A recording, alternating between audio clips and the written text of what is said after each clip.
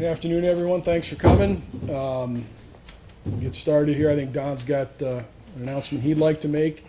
I'll turn it over to your questions. If you have one, raise your hand. We'll get you a mic. So with that, we'll give it to Don. Thanks for joining us today. Obviously, we were hoping we weren't sitting here this early, but things happen, and I'm very, very happy to announce, though, that we've had extended Rick's contract through next season. Obviously, if you look at the body of work that happened here over the last 37 games, I'm very pleased with Rick's work. I've said all along that the strengths of this organization from a coaching standpoint has been the communication he's had with the players and getting the players ready to play on a regular basis. It's always interesting when you do make changes how players are going to respond, and even through all the exit meetings that have happened so far, every player to a man said they love playing for Rick, they respect Rick, and they were all hoping he'd come back for another year. So we're very pleased to announce that signing today. With that, we'll turn it over to your questions. Porty? Congratulations, Rick. Thank you. What did you want to see over the last 3 months to decide whether you wanted to stick with this and continue to do it? Well, it's kind of what I thought coming in. There's a pretty good team here, and there's some really good pieces here. And I heard a lot of great things about the character of the players, and that's all been very, very true. They've been wonderful to work with. I really, really enjoy it. That's, as I've always said, that's the part of the coaching I missed the most, was the daily activity and working with the players. So, but coming in, I knew, okay, this is a pretty good team. There's a lot of good pieces. So, we had some success early, and that made it a lot of fun. But it just scratched the itch a little bit more, and I'm very excited, and I want to be thankful to Don and the management and the ownership to give me this opportunity, because I am anxious to come back and finish the job that I came here to do, and that's to get the Columbus Blue Jackets in the playoffs. And Don, were you as excited by Rick's words after the game the other night as the fans were? Or how did you take those comments and apply them to the team? I probably heard them all before he came into the press conference in the locker room. So, if you watch it, Rick speaks from his heart. It was very passionate what he said, and he cares, and from a general manager standpoint, that's what you ask for. Since Rick's been here, I knew that he was all in on this, and I think how he said it and how the players responded, like I said, we've been talking through the exit interviews. We do them separately just so if somebody wants to tell me something that Rick doesn't want to hear, they give him that opportunity. And to a man, I heard only positive things. So I'm good with everything that's happened. I'll answer that. First of all, the players, they heard it from me before I came in here. Anything I said in here, they heard. And I know they heard me because I was pretty loud. And the second thing is, it's on me, right? I'm the coach. So when we lose, the first person I look at is me. And I criticize myself. Okay, we lost. We didn't play well. What didn't you do right? I look at my discussions with the players, the media, prep work and everything. So I go after myself first, and I am the coach, so it does. It starts with me, and then of course you got to hold people accountable. So you got to go after the players. Now, after a game like that and the stretch we had, I'm not going to come in here and say, oh, we were close tonight or we battled hard. I'm not going to do that. People aren't stupid. They're watching. They see what I see, man, and the players see it too. They're honest. They see it. So. Again, you know me now, sometimes my passion gets in my way, and it does, and it's happened before. I'm hoping it won't happen again, but that's why I'm sitting here, is the passion and the love of the game. So that's who I am, and there's times it goes overboard. Yeah, I know that. I probably pushed it a little bit far, and I get that, but that's who I am, and the players know that. I'm a talker, I'm a yeller, and and I love the game, and I'm passionate about the game, and I love the players, and they know that. And the other thing you haven't talked a lot about was at the end, don't forget during that, I said, there's a few players in there that are happy that there's no game or practice tomorrow. So I wasn't painting the whole team with that brush. There's a couple of guys that I was, I got to get on board. Yeah. So when I said there's a few guys in there that are very happy there's no games tomorrow, I'm not painting the whole team with that brush. But that wasn't reported.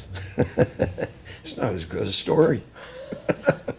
Dom on the left. Rick, obviously you're very passionate. You want to win. Yeah. What needs to change? You said if you come back, you would change the culture. How do you do that? How hard will that to be? And is it as simple teaching a team how to win? It's that. It's a little bit of everything. The culture is like they're good guys. They're a tight group. They care about each other. But it's that, and it's now when I go after them in October and November, I can tell them you can't do this in March and April like we talked about last year because we're going through this tough spell. And I'm trying to tell them you can't do this and you're not going to get away with it in the playoffs. Well, now I have a reference point to them and I can go to them in October and I can go to them in November. See, that's the stuff that hurts us in March and April that you will not get away with then and you will not get away with when we're in the playoffs. So that helps. So that seed has been planted. Mike, second row, right. Rick, you had stepped down from a previous job for health reasons. You're 71 now. You decided to come Yeah, back. to remind me of that.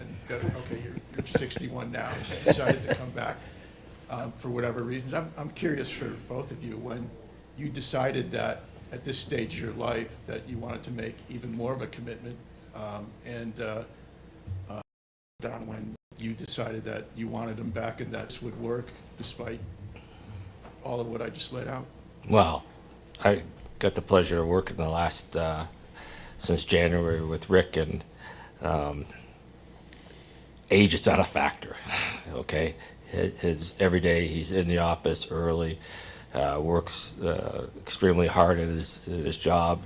I never saw, usually, as we get older, we wear out sometimes. I never saw that with Rick, and I had no doubt in my mind, wasn't sure 100% how it was going to go, but there was no doubt that he wasn't up for this job and ready to take it on. So, age is a number. I keep saying as we all get older, age is a number. It's how you take care of yourself and how you live your life. But that last year in Winnipeg, both my wife and I had some health issues, and we wouldn't have come back. And I say we because Judy's fully 100% on board.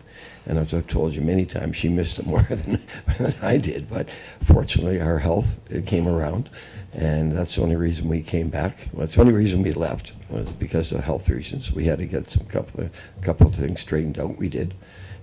She's 100%, I'm 100%, and we're ready to go. Joe, front row, right. Don, because the team is trying to turn things around and get to the playoffs for the first time in a while, do you think it helps to have a head coach like Rick who has a big personality? Do you think that's part of it that is attractive as you try to change things, been going for a while? Yeah, again, watching what's transpired, I think Rick gets the most out of these guys. Obviously, we hit a little stretch there for multiple reasons that didn't work out, but, the body of work that I watched over the last second half of the season, 100%, we wouldn't be sitting here today announcing Rick if we didn't think that was the case. So, and I should mention, when we were signing Rick, obviously, Mike Priest, our president, and the McConnell family was very supportive, so everybody's on board of this, and I truly feel this is the right decision for this organization at this time. And I wouldn't come back if I didn't think we could get this team in the playoffs. I want to win.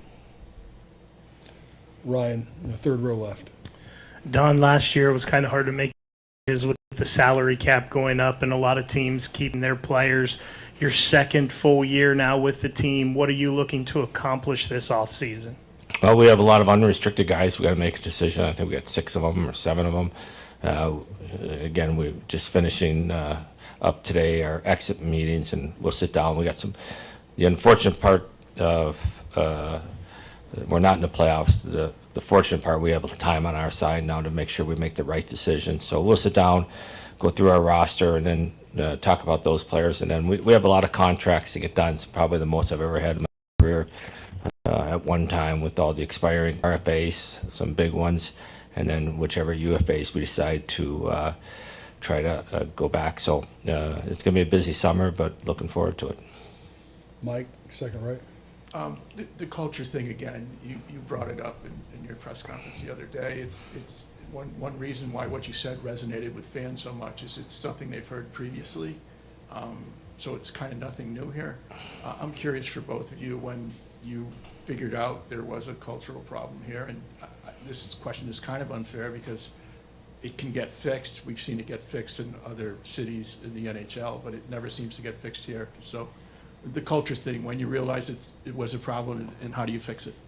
Well, I don't think it's, I probably made it sound like there's a bigger issue than it really is, right? I think the wording that resonated was it's easy to lose here. You've got to learn how to hate to lose. You got to learn how to win. So you hate to lose. And I guess that's what we're going to be working on from first day of training camp and teaching them, again, reminding them that this is what it takes to win. This is the stuff that hurts you, and that's why you lose. So it's that part. It's teaching them that part, how to win. And honestly, it's teaching them, you got to hate to lose, man. We're here to win. And you got to lay it all on the line every game. Again, 2 points in October, man. They're just as important as 2 points in April. They are, and that sounds like a cliche, but it's very true. So we've got to teach them how to win. That's my job, and I've got to do a better job of it because we didn't do it this year. And just as important, we're going to lose, man. You just got to hate to lose. So the cultural issue isn't probably nearly as big as I made it sound to be. But again, that's my passion. I gets my own way sometimes because it's a good bunch of guys and they're tight. And that being said, you can be friends. But man, you're going to war each other. You're going to war every night with each other, and each of you have to hate to lose, and you have to push your teammates so that they would hate to lose. And then the winning just becomes that much more enjoyable. But it's got to become second nature, like you accept a win. And when you lose, it's got to hurt. It doesn't matter. Like I know this year we played some really good games and we lost. So I can live with that. But I can't. If we played a lousy game and we won, then we'd be dealing it like we played a lousy game.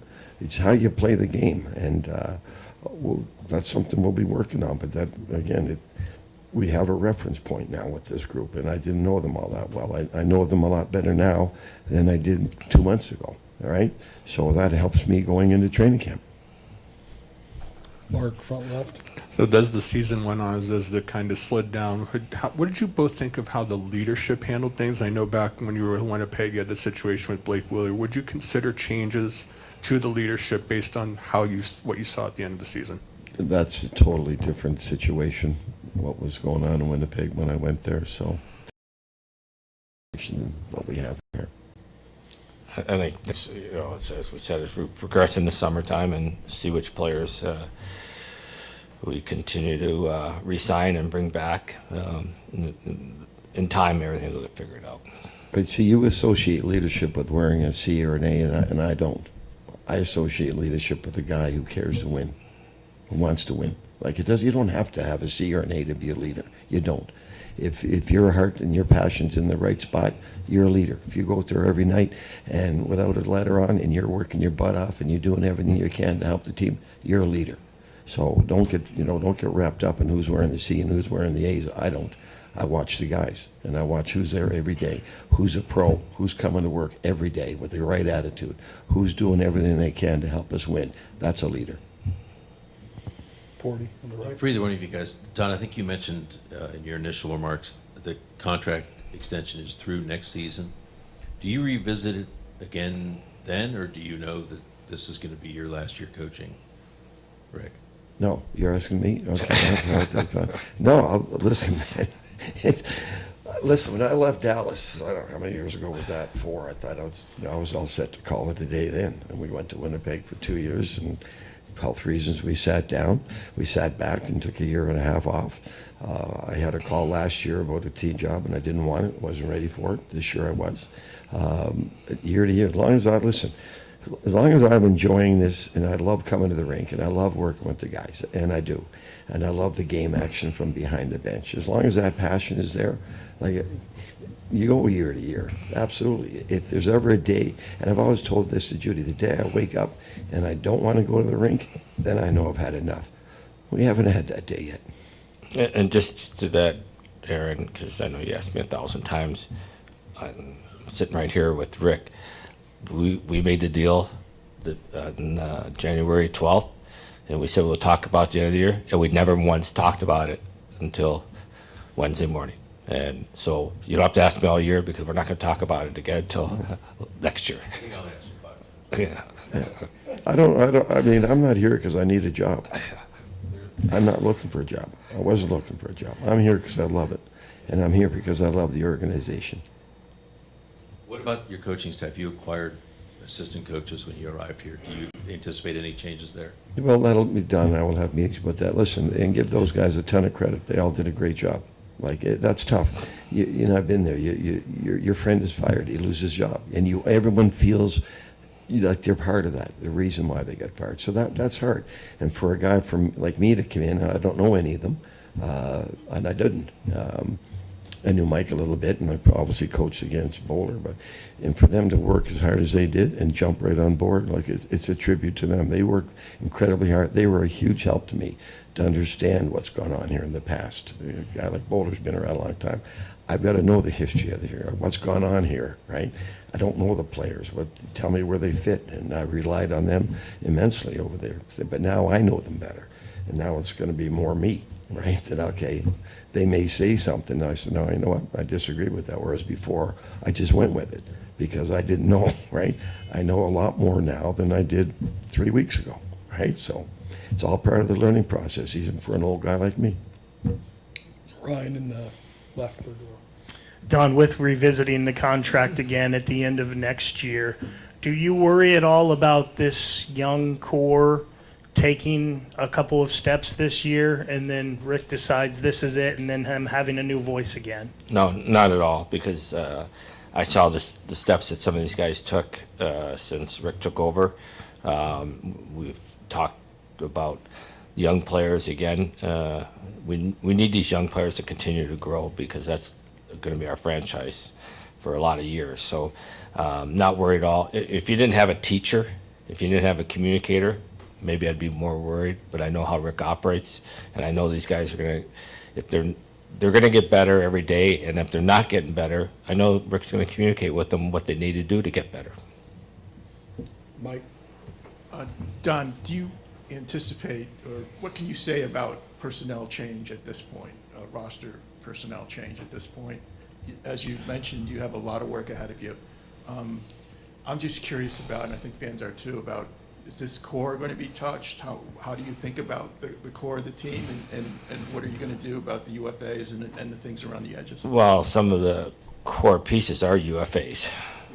So, you know, it's once we sit down and figure out which guys we want to bring back, then it's a two-way street because, you know, you got to deal with their agents and, you know, the players all, to a man that I talked to yesterday, all the free agents all want to come back.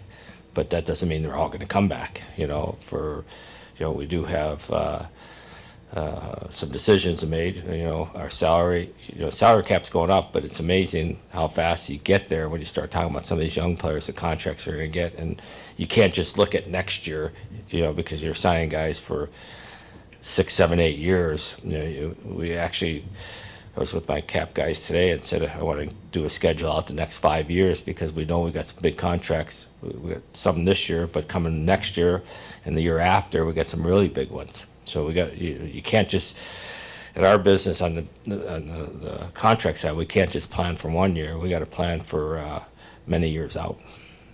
Edge? Oh, we have another one? Just one follow-up. Sure. Do you expect to be a team that spends to the cap going forward as the cap rises, or not? What would be called a budget team? I think we're very lucky here with our support from ownership and Mike. You know, we're not going to waste money, put it that way. And when you say that, you know, again, you know, this year, if we don't make it to the cap, it might be because we know next year we have multiple years, contracts coming up. So again, I think that's where we got to look at from the business side of projecting out contracts. You got a lot of guys coming up in next year, and more guys the following year. Some key guys. So you got to put it all in your planning, and you sign that. Let's say you have $5 million extra this year, and you say, well, this guy will help us, but you got to give him 4 years. Well, year 2, 3, and 4 might be difficult years. So that's all stuff that we'll figure out. Edge. Seasons like this don't ever come down to one player or two players, clearly. But you did have, like with Kent Johnson in particular, and a couple other guys, step backs from what they did last year. Where do you leave off with Johnson? This is for Don, the start. And just going into the offseason, I mean, where are we going forward with that one? Because this is a situation where, like, Chinnikov, obviously, we can kind of reminiscent, soured here a little bit, and now he's in Pittsburgh. Do you have to be careful, if people were to contact you about Johnson? Well, I've said Kent's probably our most skilled guy on our hockey team, and he had 24 goals last year. Started off slow this year. I'm going to let Rick talk about his meeting with the one thing we all know about Kent. He's got the skill level. He's not going to get any taller, but he can get stronger. And we talked about it since I've been here, and I know Rick had a good talk with him yesterday about that. So, no, we're not giving up and giving away 22-year-old players. We've seen these struggles with young players. There's no doubt about it. Silly went through it. Adam went through it. So, if he's 25 years old, it'd be a little different, but he's 22 years old, and the skill that he brings to this hockey team, it didn't start right for him this year, and we got to get back on track. No, I had a great talk with him. He knows it was a very disappointing season. He was almost in tears. He feels so bad that he let people down. But from what I've been told, there's a 12-pound difference between last year and this year. Like, that's when you're Kent's side. That is very significant. So he puts that 10, 12 pounds back on, and then we're really going to find out what we have. But when you're that 10 pound, you're that size, and you're 10 pounds lighter, you just get pushed out of the fight too much. You do, and he knows it, and that's my big discussion with him. We need to see, I want to see what you look like with those 10, 12 pounds back on, right? And because that'll make a big difference in how he plays, his speed, his strength, his battles, all the little things you have to do, especially in March and April. When it gets tougher and it gets ugly out there, you got to be able to respond. So we're anxious to see what he looks like. He puts that weight back on. Jeff, front row right. Rick, you talked a lot about down the stretch just how much harder it gets at that time of year. And this team, especially when they kind of got up to second in the Metro, was in a position where it's kind of the hunted and as opposed to being the hunter at one point. A new situation for this group. How much did you learn through the way that this season ended, and how much do you think they learned? How much do you think they'll be able to take out of kind of being in a new position like that and having to get to that level that maybe they hadn't got to before? I think they've learned an awful lot. One of the things that came up a couple of times with a couple of different players is that from a coaching perspective, we're all about day-to-day process. Never take your eye off the process.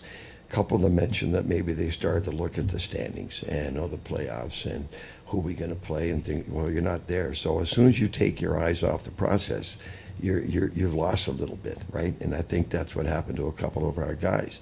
But that being said, like the biggest issue we had in a couple of those tough games, it wasn't how we played. We were just unable to finish. The puck just wasn't going in.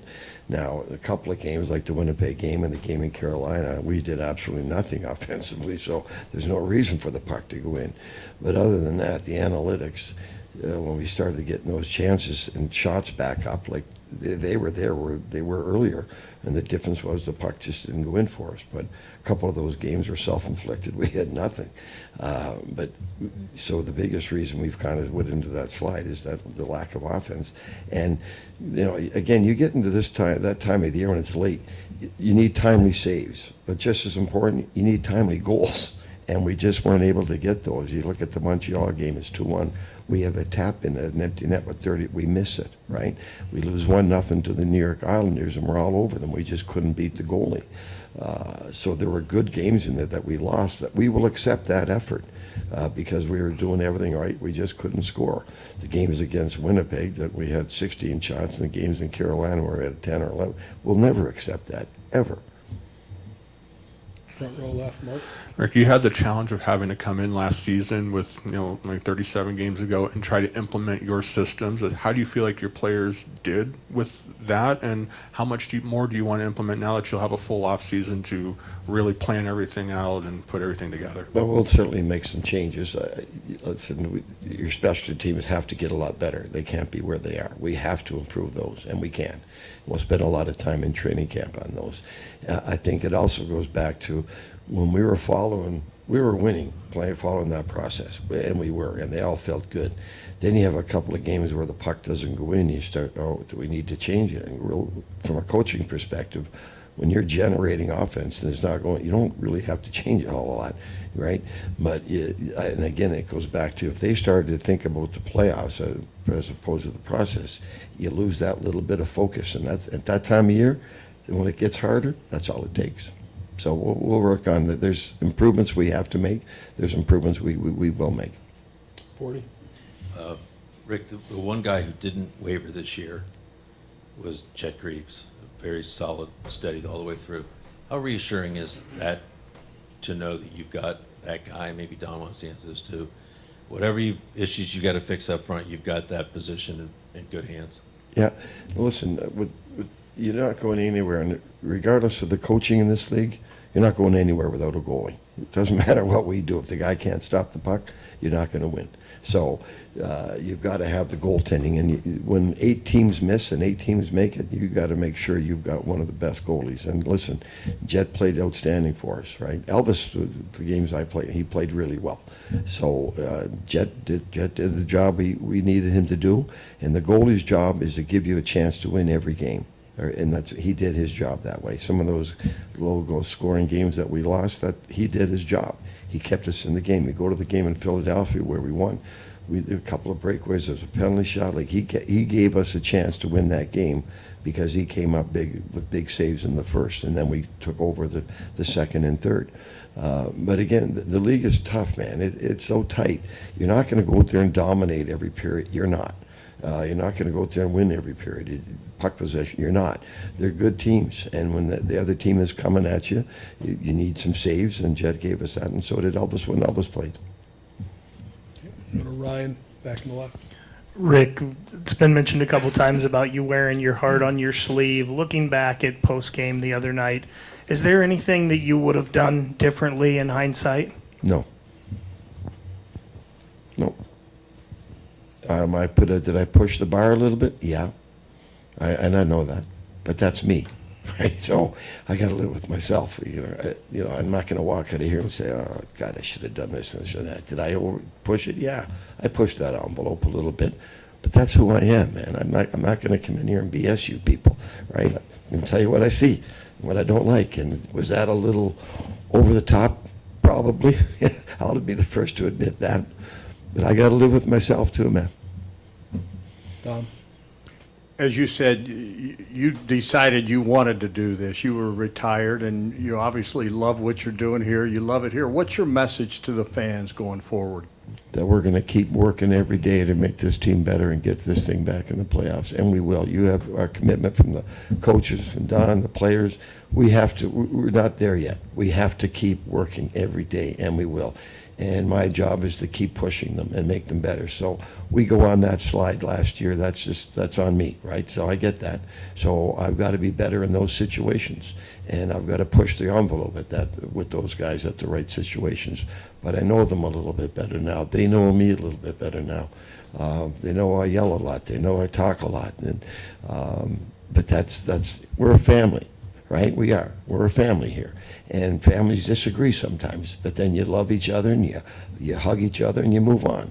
And that's what we're going to do. We're going to be a family, and we're going to keep working, and we're going to keep pushing, and we're going to keep getting upset at each other, and we're going to love and hug each other, and we're going to move on. But we're going to get the job done. Mark. You already acknowledged all the work done that you have to do this offseason, but in bringing Rick back, do you feel that some of the UFAs that may have mentioned that they were waiting to see how the coaching was going to work out, do you feel maybe more confident that you can bring some of them back, get some of them done? Well, if you're a UFA, you always want to know who the coach is going to be. There's no doubt about it.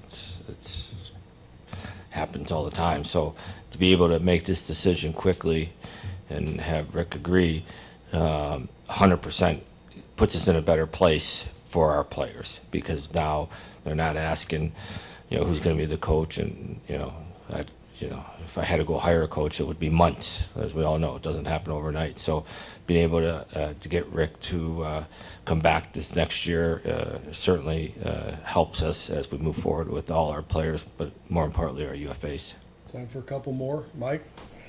Don, when you first got here, one of the things you said with great candor was that Elvis's contract was difficult to move at that point, and that he just didn't forget how to be a goaltender overnight.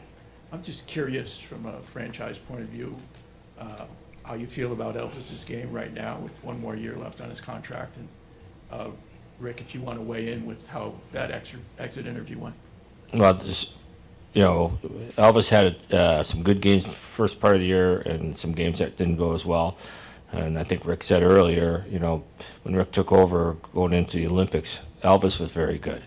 And then we came out of the break, and maybe Elvis wasn't as good, but maybe we weren't as good as a team either. So I think you got to, when you look at goaltending, you also have to look what your options are too. And right now, we feel pretty comfortable with the two guys we have going forward, instead of trying to dip into a free agent market where it's pretty much an unknown market. So maybe what I said a few years ago now, I would say that I think we're in a pretty good spot with our goaltending moving forward for this next year.